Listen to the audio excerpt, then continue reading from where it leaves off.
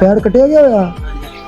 ਓਹ ਅਸਤਗਫੁਰullah ਅੱਲਾਹੁ ਅਕਬਰ। ਭਾਜੀ ਬਹੁਤ ਖਰਾਬ ਹੋ ਗਿਆ ਸੀਗਾ, ਜਿਸ ਤਰ੍ਹਾਂ ਡਾਕਟਰਾਂ ਨੂੰ ਦਿਖਾਇਆ ਉਹਨਾਂ ਨੇ ਕਿਹਾ ਵੀ ਅਭੀ ਕਟਾ ਲਓ, ਨਹੀਂ ਤਾਂ ਲੱਤ ਵੀ ਕਟਾਈ ਜਾ ਸਕਦੀ ਬਾਅਦ। ਅੱਛਾ ਅੱਛਾ ਭਾਜੀ ਫਿਰ ਉਹਨਾਂ ਨੇ ਅੱਧੀ ਲੱਤ ਯਾਨੀ ਕਿ ਕੱਟ ਦਿੱਤੀ। ਅੱਛਾ ਜ਼ਖਮ ਵਧਣ ਦਿਆ ਸੀ। ਵਧਣ ਡਿਆ ਸੀਗਾ। ਹਾਂਜੀ ਉਹ ਯਾਰ ਮੈਂ ਤੇ ਆਇਆ ਸੀਗਾ, ਮੈਂ ਕਿਹਾ ਚਲੋ ਕੋਈ ਅਸੀਂ ਕੋਈ ਤੁਹਾਡਾ ਟ੍ਰੀਟਮੈਂਟ ਕਰਵਾਈਏ ਹਾਂਜੀ ਤੇ ਤੁਹਾਨੂੰ ਮੈਂ ਨੰਬਰ ਦੇ ਗਿਆ ਸੀ, ਤੁਸੀਂ ਇੱਕ ਦਫਾ ਰਾਬਤਾ ਤੇ ਕਰਨਾ ਸੀ ਮੇਰੇ ਨਾਲ। ਭਾਜੀ ਗੁੰਮ ਹੋ ਗਿਆ ਤੇ ਬਸ ਮੈਂ ਆਪਣਾ ਧੱਬੀ ਦੇ ਵਿੱਚ ਇਹ ਖਿਆਲ ਹੀ ਕੋਈ ਨਾ, ਜਦੋਂ ਡਾਕਟਰ ਤੁਹਾਡਾ ਕੋਈ ਟ੍ਰੀਟਮੈਂਟ ਕਰਵਾਈਏ, ਕੋਈ ਇਹਦਾ ਜੋ ਵੀ ਆਪਰੇਸ਼ਨ ਜਾਂ ਜੋ ਵੀ ਇਹਦਾ ਕੋਈ ਪ੍ਰੋਸੀਜਰ ਹੁੰਦਾ ਉਹ ਕਰਵਾਈਏ। ਤੇ ਯਾਰ ਵੇਖ ਮੈਂ ਤੇ ਬੜਾ ਪਰੇਸ਼ਾਨ ਹੋ ਗਿਆ। ਕਿੱਦਾਂ ਘਰ ਦਾ ਨਿਜ਼ਾਮ ਹੁਣ ਕਿੱਦਾਂ ਚੱਲਣ ਦਿਆ?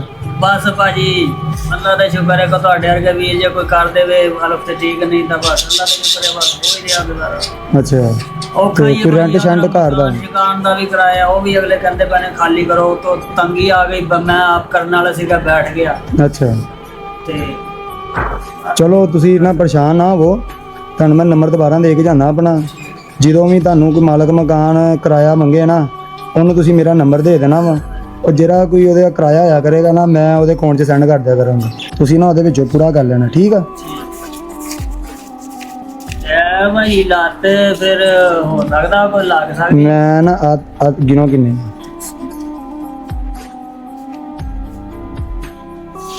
30,000 ਹੈ ਭਾਈ। ਇਹ 30,000 ਰੁਪਈਆ। ਜੀ ਇਹਦੇ 'ਚ ਤੁਸੀਂ ਆਪਣੇ ਘਰ ਦਾ ਰਾਸ਼ਨ ਲੈ ਕੇ ਆਓ, ਜਿਹੜਾ ਕੋਈ 2 ਮਹੀਨੇ ਦਾ ਕਿਰਾਇਆ ਉਹਨੂੰ ਤੁਸੀਂ ਉਹ ਦੇਵੋ, ਜੀ ਠੀਕ ਆ? ਉਸ ਤੋਂ ਬਾਅਦ ਜਿਹੜਾ ਤੁਹਾਡਾ ਇਹਦੇ ਕੋਈ ਦਵਾਈ ਜਾਂ ਕੋਈ ਜਿਹੜਾ ਬਾਹਰੋਂ ਦੁਬਾਰਾ ਆਣਾ ਜਾਣਾ ਹਾਂਜੀ ਖਰਚੇ ਦੀ ਲੋੜ ਪੈਂਦੀ ਰਹਿੰਦੀ, ਪੈਸੇ ਦੀ ਜ਼ਰੂਰਤ ਪੈਂਦੀ ਰਹਿੰਦੀ ਇਨਸਾਨ ਨੂੰ, ਜੀ ਪੈਣੀ ਤੁਸੀਂ ਇਹਦੇ 'ਚ ਉਹ ਪੂਰਾ ਕਰਵਾਓ। ਜੀ ਤੇ ਮੈਂ ਨਾ ਹੁਣ ਇਨਸ਼ਾਅੱਲਾ ਕੋਸ਼ਿਸ਼ ਕਰਦਾ ਕਿ ਇਹਦਾ ਜਿਹੜਾ ਤੁਹਾਡਾ ਉਹ ਪੈਰ ਹੁੰਦਾ ਨਾ, ਉਹ ਲੱਤ, ਉਹ ਜਿਹੜੀ ਮਨਸੂਈ ਜਿਹੜੀ ਲੱਤ ਹੁੰਦੀ ਹੈ, ਕੋਈ ਹਾਂਜੀ ਉਹ ਨਾ ਮੈਂ ਇਨਸ਼ਾਅੱਲਾ ਉਹ ਤੁਹਾਨੂੰ ਲਵਾ ਕੇ ਦੇਵਾਂਗਾ, ਠੀਕ ਆ? ਮਿਹਰਬਾਨੀ ਭਾਜੀ, ਨਹੀਂ ਹੋਣਾ, ਮੈਨੂੰ ਦਿਲੀ ਦੁੱਖ ਹੋਇਆ ਯਕੀਨ ਕਰਕੇ ਜਾਣੋ। ਬੜੀ ਮਿਹਰਬਾਨੀ ਮੈਂ ਆਇਆ ਸੀ ਕਿਸੇ ਹੋਰ ਨੀਅਤ ਤੇ, ਜੀ, ਲੇਕਿਨ ਮੈਂ ਦੇਖ ਕੇ ਨਾ ਤੇ ਮੈਂ ਬੜਾ ਪਰੇਸ਼ਾਨ ਹੋਇਆ ਗਿਆ। ਬੜੀ ਮਿਹਰਬਾਨੀ ਭਾਈ। ਅੱਲਾਹ ਪਾਕ ਤੁਹਾਡੇ ਵਾਸਤੇ ਆਸਾਨੀਆਂ ਪੈਦਾ ਕਰੇ, ਅੱਲਾਹ ਤੁਹਾਨੂੰ ਸਿਹਤ ਦੇਵੇ, ਤੰਦਰੁਸਤੀ ਦੇਵੇ, ਤੁਹਾਨੂੰ ਆਪਣੇ ਬੱਚਿਆਂ ਦੇ ਆਬਾਦ ਰੱਖੇ, ਆਪਣੇ ਘਰ ਦੇ ਜਹਾਜ਼ ਦੇ ਵਾਸਤੇ ਰਹੋ ਯਾਰ। ਤੇ ਮੈਂ ਇਨਸ਼ਾਅੱਲਾ ਤੁਹਾਡੇ ਨਾਲ ਵਾਅਦਾ ਕਰਦਾ, ਮੈਂ ਜਿਹੜੀ ਮਨਸੂਈ ਲੱਤ ਹੁੰਦੀ ਆ ਨਾ, ਮੈਂ ਤੁਹਾਨੂੰ ਉਹ ਲਵਾ ਕੇ ਦੇਣਾ ਤਾਂ ਕਿ ਤੁਸੀਂ ਚੱਲ ਫਿਰ ਕੇ ਆਪਣਾ ਕੋਈ ਕੰਮ ਕਰ ਲਓ। ਹਾਂਜੀ ਜ਼ਖਮ ਥੋੜਾ ਖੁਸ਼ਕ ਹੁੰਦਾ ਨਾ, ਸਹੀ ਹੁੰਦਾ, ਹਾਂਜੀ ਤਾਂ ਕਿ ਲੋਕ ਇਹਦੇ ਖੁੱਲਦੇ ਆ। ਤੇ ਫਿਰ ਮੈਨੂੰ ਤੁਸੀਂ ਦੱਸਣਾ, ਤੁਹਾਨੂੰ ਨੰਬਰ ਦੇ ਕੇ ਆਉਣਾ ਆਪਣਾ ਦੁਬਾਰਾ, ਠੀਕ ਆ ਤੁਸੀਂ ਮੈਨੂੰ ਕਾਲ ਕਰਨਾ, ਫਿਰ ਆਪਾਂ ਦੋਵੇਂ ਜਿਹੜੇ ਆ ਨਾ, ਦੋਵੇਂ ਭਰਾ ਚਲੇ ਜਾਵਾਂਗੇ ਠੀਕ ਆ ਜਾ ਕੇ। ਤੇ ਫਿਰ ਤੁਹਾਡੀ ਜਿਹੜੀ ਲੱਤ ਆ ਨਾ ਬਾਜੀ, ਇਹਨਾਂ ਦੀ ਫਿਰ ਉਹ ਲਵਾ ਦੇਵਾਂਗੇ। ਤੇ ਤੁਸੀਂ ਖਾਸ ਤੌਰ ਤੇ ਖਿਆਲ ਰੱਖਣਾ ਭਾਈ ਦਾ।